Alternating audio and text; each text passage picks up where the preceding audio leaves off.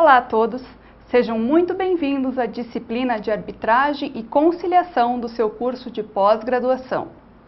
Gostaria de começar com duas perguntas bem simples. Você sabe qual a importância de estudarmos esses dois métodos de resolução de conflitos? O porquê de uma disciplina inteira dedicada a eles? A resposta não parece tão simples? Tudo bem, espero que ao final de todas as nossas aulas você possa responder essas questões com segurança e clareza, compreendendo o significado de mudança que eles trazem ao nosso ordenamento jurídico. Diante do fenômeno da diversidade cultural, com diversas pessoas lutando para suprir suas necessidades e desejos, divergências necessariamente irão compor as relações sociais. É um fato histórico e inegável.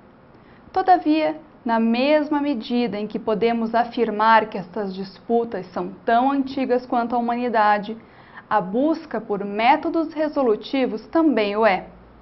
Nossas aulas servirão para analisar como, através dos séculos, o ser humano valeu-se de variados instrumentos, sempre buscando métodos condizentes com o grau de evolução da sociedade, seus princípios e valores culturais. Desde as comunidades mais primitivas, ausentes de organização estatal, passando pelo período grego e romano clássicos, Idade Média, Revolução Francesa, chegando ao Estado moderno, soberano e autoritário, os métodos da autotutela, autocomposição e heterocomposição foram criados, abandonados e retomados diversas vezes, recebendo novas roupagens, evoluindo normativamente e encontrando sua validade e eficácia perante situações pontuais. A jurisdição, elemento primordial da justiça no Estado contemporâneo e substituta da justiça privada, vem sofrendo reiteradas críticas por não mais cumprir seu escopo de pacificação social, sobretudo diante do movimento do acesso à justiça e a busca por vias alternativas à ação estatal. É imprescindível o estudo da retomada no Brasil da valoração dos métodos adequados para a resolução dos conflitos, que vem ganhando destaque paulativamente com o Código de Processo Civil de 1973, a Lei 9.307 de 96, relativa à arbitragem, e a Resolução número 125 de 2010 do Conselho Nacional de Justiça, e mais recentemente, a sanção do novo Código de Processo Civil 2015, sempre com a finalidade de oferecer às partes litigantes opções céleres e viáveis para a composição de conflitos menos complexos, garantindo ao Poder Judiciário mais tempo para análise de causas intrincadas e subjetivas.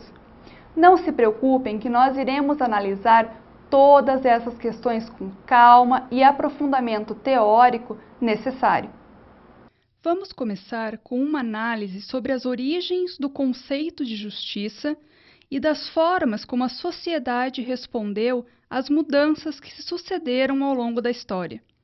Neste encontro, iremos discutir as técnicas de justiça privada que antecederam a implantação da jurisdição pública. Aristóteles, um filósofo grego que disse a célebre frase: "O homem é um ser de natureza social". Mas o que isso significa para o estudo dessa disciplina? Pensar o homem como um ser social é colocá-lo dentro de um grupo, vislumbrar as relações pessoais e admitir que o conflito é uma situação inevitável. A natureza não é capaz de oferecer recursos ilimitados que garantam todas as necessidades da população. Da mesma forma como o ser humano, a priori, não consegue abrir mão de seus desejos de forma consensual.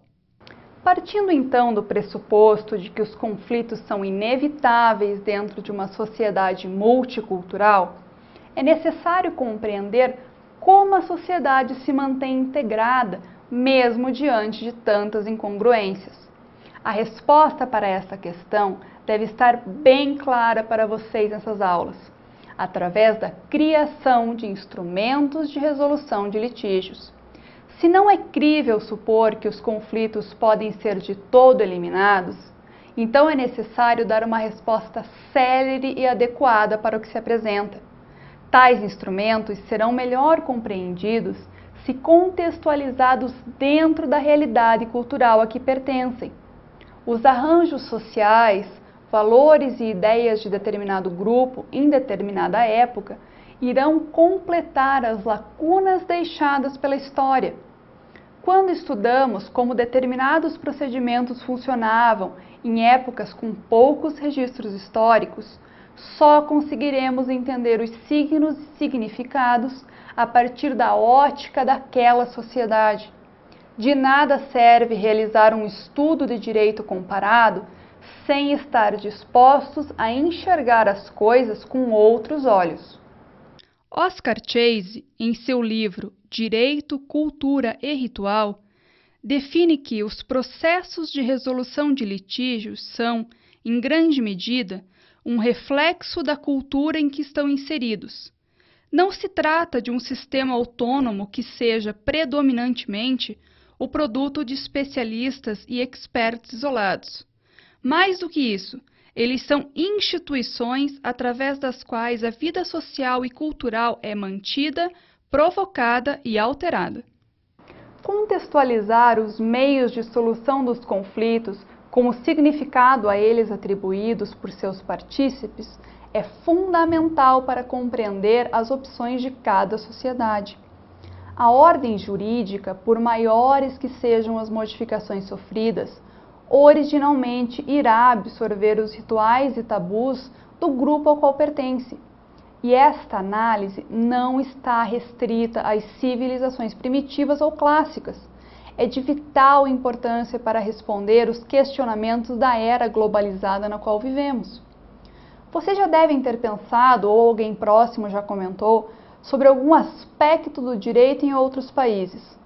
Como pareceu tão evoluído ou tão primitivo perto do nosso sistema brasileiro?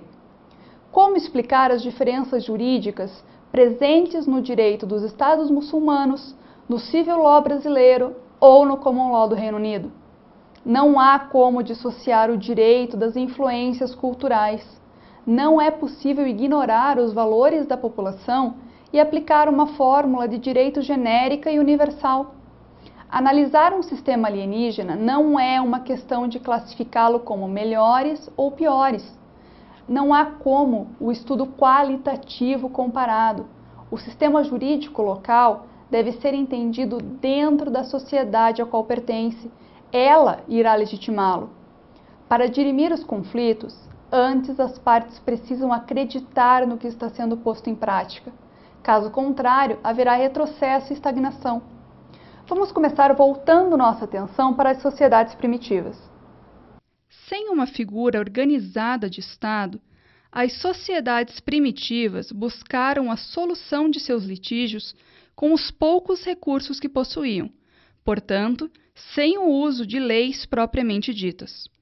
A autotutela ou autodefesa é um meio coercitivo extrajudicial, no qual a vontade do vencedor é imposta sobre o outro mediante a força, seja ela moral ou através do uso da violência propriamente dita. Historicamente, o primeiro registro de utilização deste método remonta ao Código Babilônico de Hammurabi, datado de 1730 a.C. Muitos podem ter ouvido sobre a lei de Talião, mas o princípio do olho por olho, dente por dente, vai ser conhecido em quase todo o mundo. Fazer uma crítica a este modelo, julgando-o como bárbaro, não é uma forma imparcial de estudar o passado. Lembrem-se que este era o método adequado dentro das circunstâncias em que foi eleito. Com a ascensão do Estado moderno, este instituto acabou afastado sobre a necessidade de garantia do devido processo legal. Mas não foi abolido totalmente. Atualmente, a autotutela, de uma forma mais branda e civilizada, é reconhecida em muitos países. Perdeu o significado de vingança privada, tornando-se, inclusive no Brasil, um meio viável em casos excepcionais, quando há lesão ou ameaça de direitos, como é o exemplo da legítima defesa ou do direito de greve.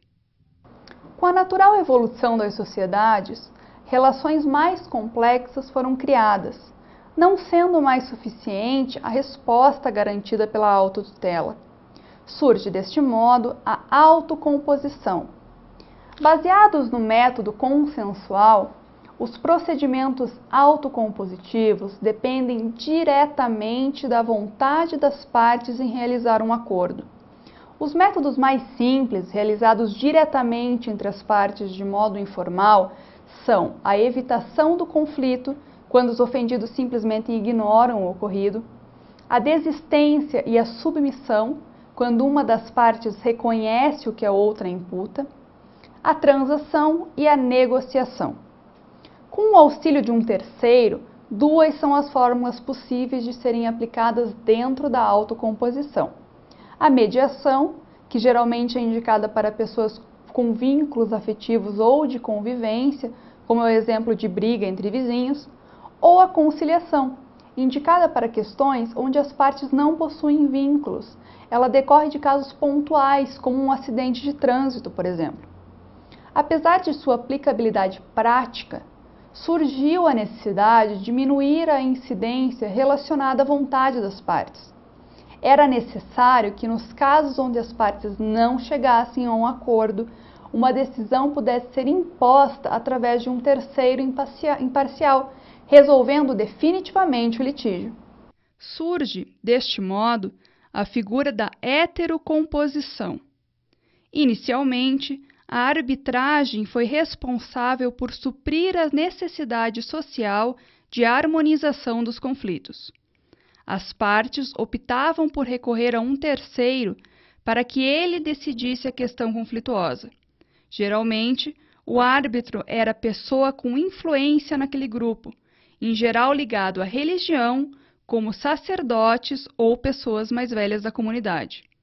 Em muitos aspectos, é semelhante à conciliação, com a exceção de que, ao final do procedimento, caso as partes não cheguem a uma solução consensual, ao árbitro caberá a decisão final.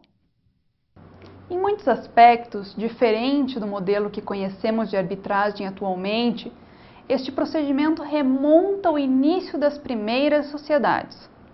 Na mitologia grega, temos Paris como árbitro para decidir qual deus irá receber a maçã de ouro por ser a mais bela, se Atena, Hera ou Afrodite. Da mesma maneira, na Ilíada de Homero, há referência a um juiz árbitro. Na Grécia e no direito romano também há referência a esse instrumento. Compreendam aqui algo muito importante. Tratamos do tema de forma de composição de conflitos com uma sequência: autotutela, autocomposição, heterocomposição.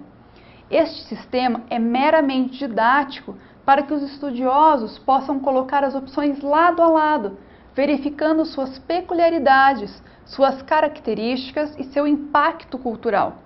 Mas, bem da verdade, não existe uma evolução lógica e contínua.